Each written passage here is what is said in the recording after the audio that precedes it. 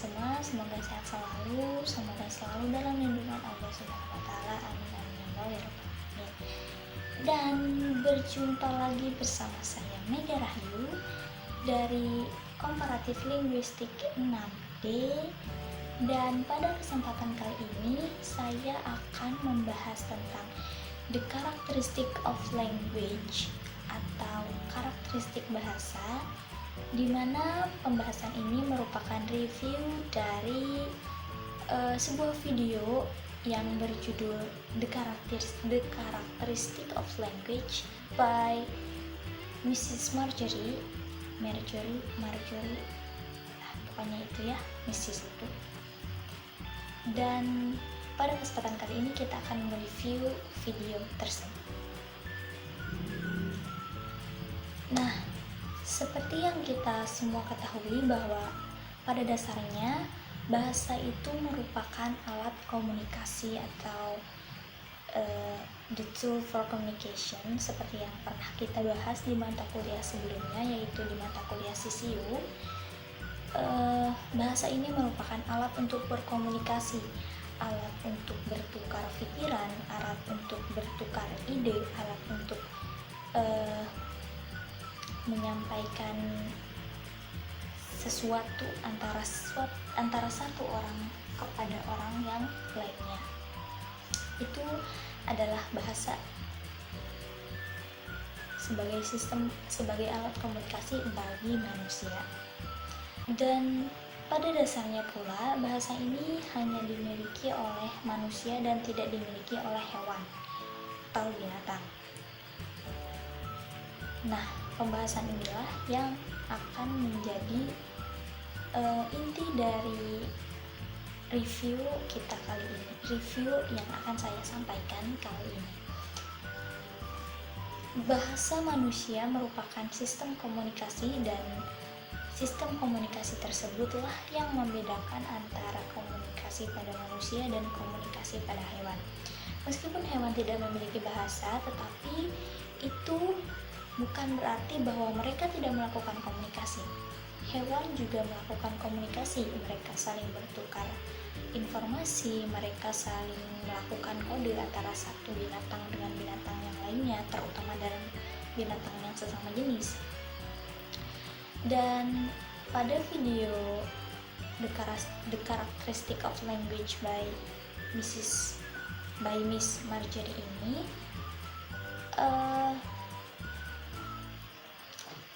ia mengatakan bahwa ada salah seorang muridnya yang bertanya, mengapa jika hewan tidak memiliki bahasa tetapi kita harus mempelajarinya? Mengapa demikian? Nah, Miss Marjorie ini menjelaskan bahwa kenapa kita harus mempelajari bahasa pada hewan, karena bisa saja karakteristik komunikasi antara hewan dan manusia itu ada tumpang tindih pada karakteristiknya. Seperti halnya ketika kita ingin mempelajari tentang fungsi alat-alat tubuh pada manusia, yang kita lihat itu adalah fungsi alat-alat tubuh pada hewan. Karena ada beberapa hewan yang memiliki struktur organ-organ yang hampir mirip dengan manusia. Contohnya seperti pada kelelawar. Ketika kita ingin tahu bagaimana fungsi otak manusia, yang manusia bedah, yang manusia teliti, yang manusia pelajari, itu adalah kelelawar. Ada sebuah penelitian yang menemukan bahwa kelelawar menggunakan sisi kiri dan sisi kanan otak mereka untuk memproses perintah kerja tubuh. Kelelawar perlu menggunakan pemrosesan waktu cepat di bagian kiri untuk membedakan suara komunikasi mereka masing-masing, sebab suara komunikasi mereka memiliki perubahan frekuensi yang cepat. Jika tidak, mereka tidak bisa berkomunikasi dengan kelelawar lain. Kelelawar bahkan lebih sosial dibandingkan dengan manusia. Nah, sampling asimetris pada kelelawar itu tergantung pada jenis kelamin. Kelelawar jantan terbukti memiliki asimetris lebih besar ketimbang betina yang juga sama seperti manusia. Perempuan menggunakan kedua otak, kanan dan kiri, untuk bahasa, tetapi lelaki lebih banyak menggunakan bagian sisi kiri otak. Itu jelas dari Washington. Nah, adanya persamaan pada struktur atau fungsi pada otak kelelawar dengan manusia tersebut bisa kita jadikan sebagai sampel kenapa kita harus mempelajari bahasa hewan untuk mencari karakteristik pada sistem komunikasi manusia. Dan pada saat kita ingin memahami sebuah mekanisme biologi, yang kita amati itu kan justru pada spesies lain atau hewan lain, bukan pada manusia itu sendiri. Dan hal tersebut juga berlaku pada mekanisme bahasa atau mekanisme berkomunikasi. Bukan hanya pada manusia, hewan pun berkomunikasi seperti yang telah saya sebutkan tadi. Mereka berkomunikasi dengan sesamanya, seperti kucing dengan kucing, ayam dengan ayam, kelinci dengan kelinci, anjing dengan anjing. Suatu spesies berkomunikasi dengan sesama spesiesnya. Nah, bagaimana cara mereka berkomunikasi jika mereka tidak memiliki bahasa? Padahal tadi kita sudah mengetahui bahwa bahasa adalah alat untuk berkomunikasi. Tetapi bagaimana caranya untuk hewan untuk berkomunikasi jika mereka sendiri tidak memiliki bahasa, tidak memiliki alat untuk komunikasi? Dan ternyata ada 3 cara utama di mana organisme berbagi informasi dengan organisme lainnya, atau suatu hewan bisa berbagi informasi dengan hewan lainnya meskipun tanpa bahasa. Yang pertama itu ada cara vokal auditory. Vokal itu suara atau bunyi. Auditory itu pendengaran atau apa yang kita dengar. Jadi vokal auditory, suara atau vokal yang dihasilkan atau dikeluarkan oleh suatu spesies dalam pembahasan kali ini yaitu hewan, oleh suatu hewan, kemudian si vokal tersebut didengar oleh hewan lainnya berupa audio.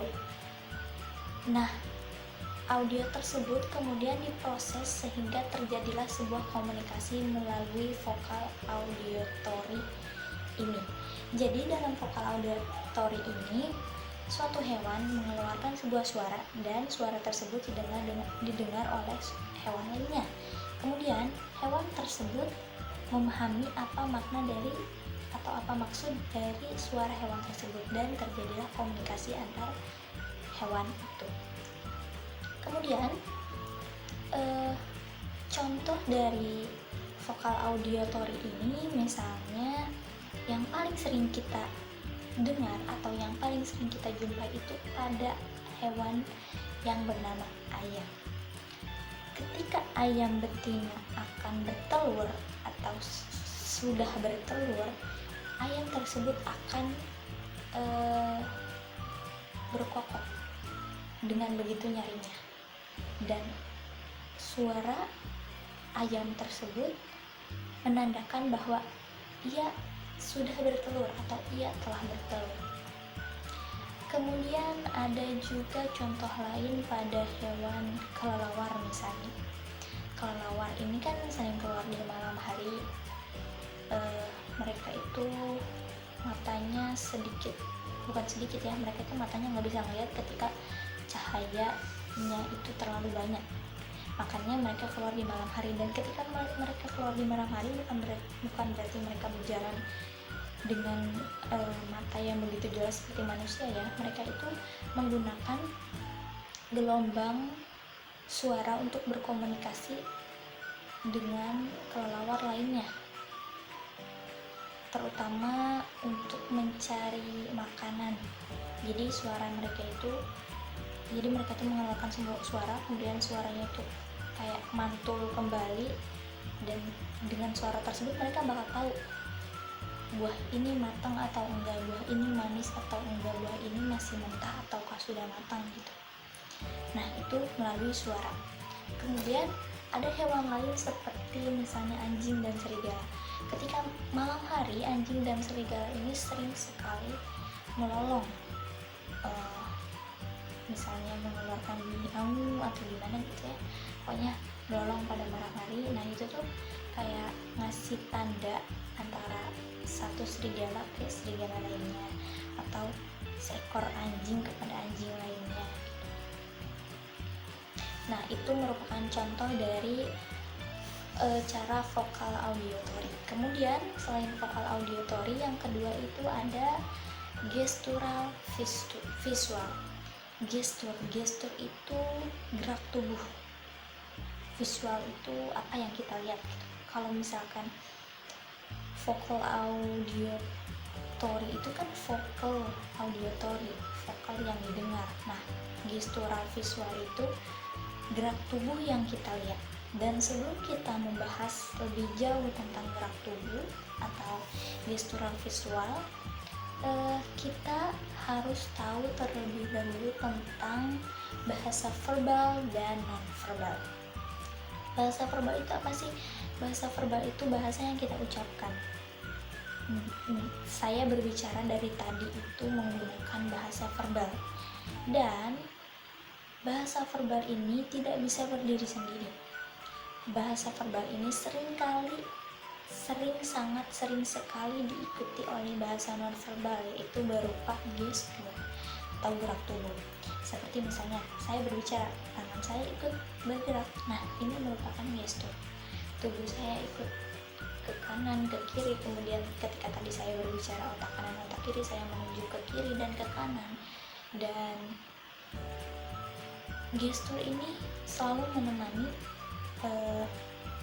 komunikasi verbal yang saya ucapkan, karena pada dasarnya komunikasi verbal ini tidak bisa berdiri sendiri. Seseorang tidak bisa berbicara dengan hanya berdiri tegak dan mengendipkan mata secara teratur sambil dia berbicara tanpa ada ekspresi lain. Misalnya ketika dia tegas, dia harus memasang wajah tegas, tetapi dia tetap memasang wajah datar sembari berdiri tegak atau duduk tegak tanpa menggerakkan salah satu tubuhnya gitu. Dan itu nggak mungkin gitu, itu jarang terjadi, kecuali mungkin ketika seseorang mengalami demam panggung, ada lah yang seperti itu. Tapi tetap mereka sering melakukan gestur atau melakukan bahasa nonverbal yang difungsikan sebagai penegas atau untuk mempertegas bahasa verbalnya, atau untuk mengulangi bahasa verbal yang telah diucapkan. Nah, kalau bahasa nonverbal itu apa aja sih selain untuk mengikuti ucapan-ucapan verbal. Nah, bahasa nonverbal ini juga bisa berupa kayak untuk kode, untuk ya seperti untuk berkomunikasi seperti bahasa pada umumnya gitu.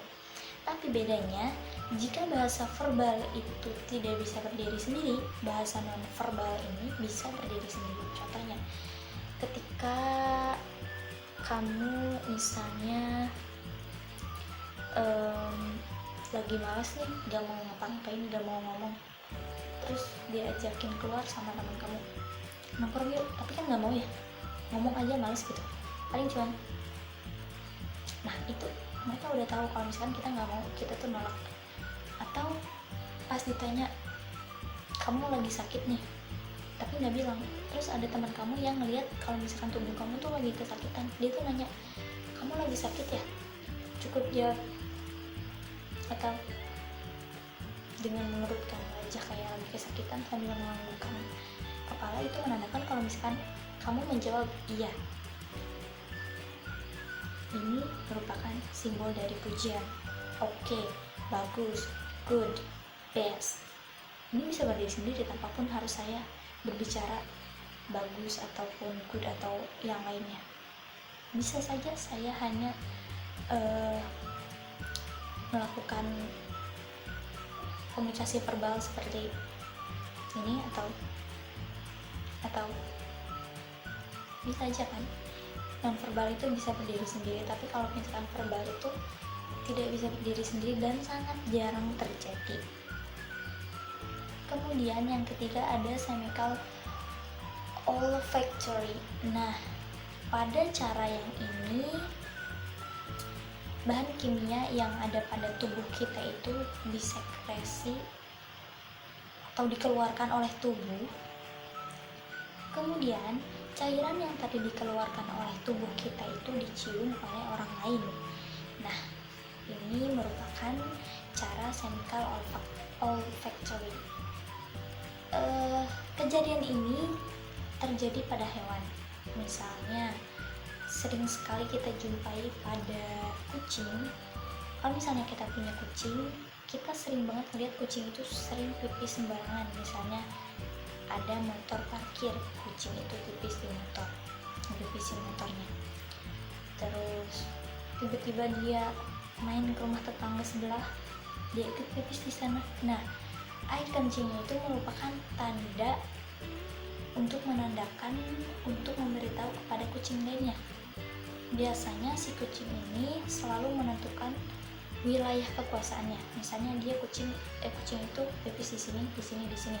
Ini wilayah kekuasaan saya dan kamu tidak boleh masuk ke wilayah ini. Kalau misalkan kamu atau kucing lain masuk ke wilayah ini, biasanya mereka suka berantem. Itu pada kucing. Contoh lainnya misalnya pada anjing juga sama, mereka selalu pipis sembarangan ataupun mengeluarkan air liur atau apapun itu ya.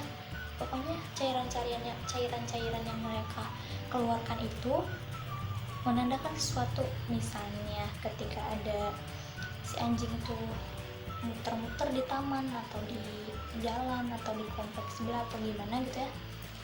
Nah, kemudian ada anjing lain yang melewati si air yang dikeluarkan oleh si anjing sebelumnya. Itu tuh nandain kalau misalkan, oh anjing yang ini pernah lewat di sini nih. Oh, yang tadi lewat di sini tuh anjing yang gede, anjing galak gitu. Nah, itu merupakan cara mereka untuk berkomunikasi. Dan bukan hanya pada hewan, ada manusia pun seperti itu. Misalnya ada seseorang yang mohon maafnya dikatakan badannya itu mengeluarkan bau-bau yang tidak sedap gitu. Ya pokoknya dia memiliki bau keringat yang kurang sedap gitu, dan orang-orang tuh tahu bau kayak gini pasti ada dia. Nah, dan hal ini yang mendorong adanya kayak pengharum badan gitu, kayak misalnya parfum, body lotion, kemudian deodoran, terus ya kayak pewangi pakaian untuk menghilangkan bau-bau tersebut. Jangan sampai ada orang yang mengatakan kalau misalkan ini mah bau si ini nih, jangan kayak gitu. Kalau misalkan ini mah wangi si ini nih, itu nggak apa-apa. Tapi kalau misalkan ini mah bau si ini nih, aduh itu kan kurang enak gitu ya. Nah, itu sama terjadi pada hewan dan juga pada manusia. Dan yang terakhir ada pada pembahasan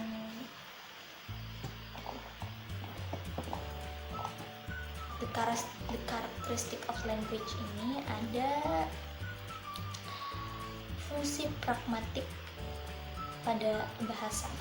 Nah, fungsi pragmatik pada bahasa dan sistem komunikasi berarti bahwa pesan yang dibuat melalui mode komunikasi memiliki tujuan, sehingga ada maksud di balik pengiriman pesan tersebut.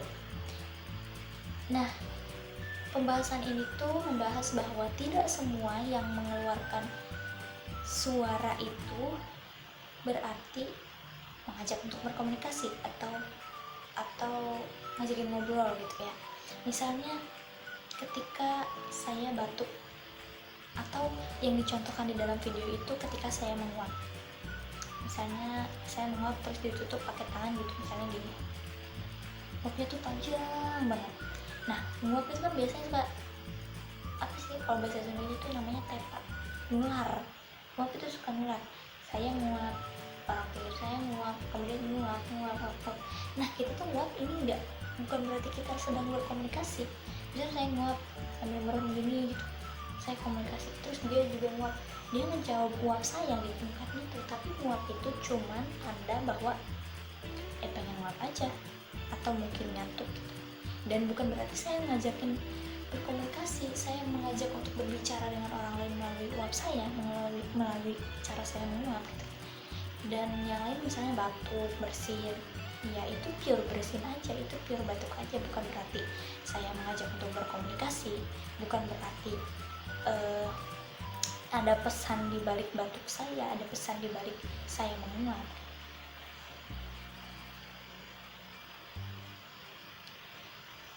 Nah, itu tuh bukan merupakan kode untuk menukarkan ide atau menukarkan pendapat, melainkan hanya berupa bentuk ekspresi karena kita ngantuk misalnya, atau juga mungkin ya karena itu bawaan tubuh kita dan tidak ada maksud tujuan lain selain dari memang pengen nguap gitu kan.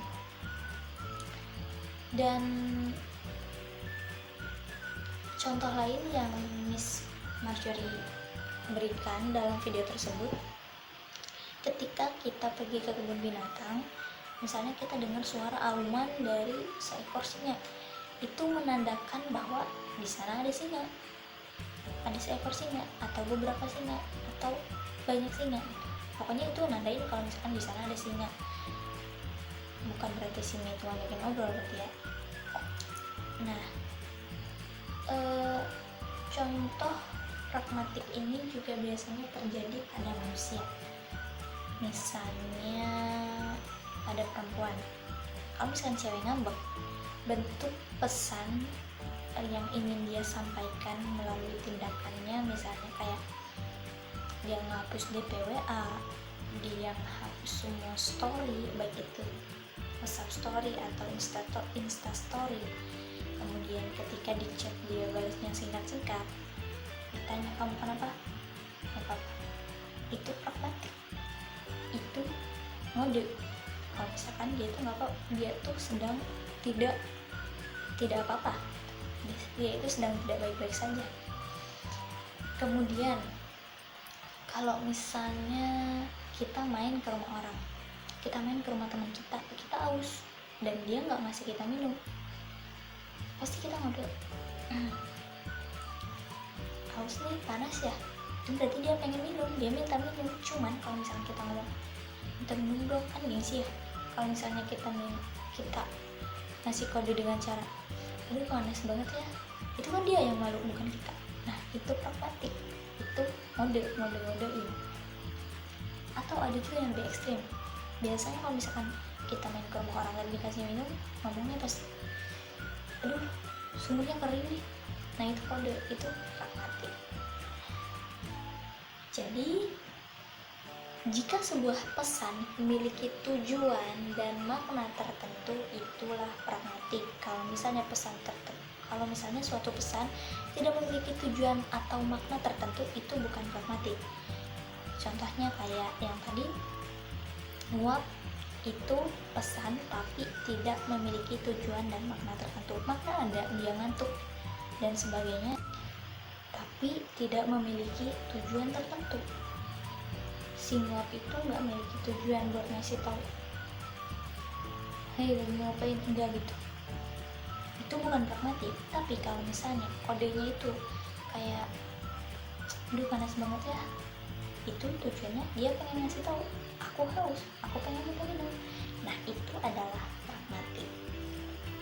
Nah sekian pembahasan tentang review dari the characteristic of language. Saya memohon maaf yang sebesar-besarnya apabila terdapat banyak sekali kesalahan dan banyak sekali gangguan-gangguan seperti suara-suara, dan juga misalnya saya mohon maaf yang sebesar-besarnya. Terima kasih atas perhatiannya. Semoga puasanya lancar, sehat selalu. Minal aidin wal faizin, mohon maaf lahir dan batin. Terima kasih banyak. Sampai jumpa lagi. Wassalamualaikum warahmatullahi wabarakatuh.